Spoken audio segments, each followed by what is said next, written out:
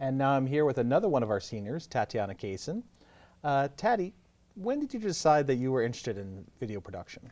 I decided I was interested in video production when I was in middle school. I loved to make movies on my own during the summer whenever I had free time on iMovie, and then I found out that there were classes here at Hempfield that I could take to make videos, and I took it my freshman year, and I loved the class, and I went through it for my entire 4 years of high school.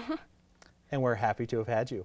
Thank you. In your 4 years of high school, what's your favorite experience that you had? My favorite experience that I've had in these classes was actually this year when a group of 7 seniors traveled to Orlando for the Student Television Network National Conference, and we created a new show in 16 hours, and it was so much fun.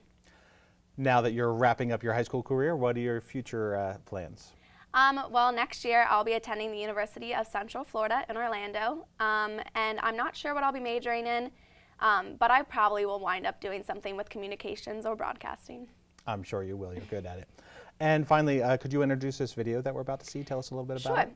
The next video that's coming up is a video I made about where seniors are headed next year.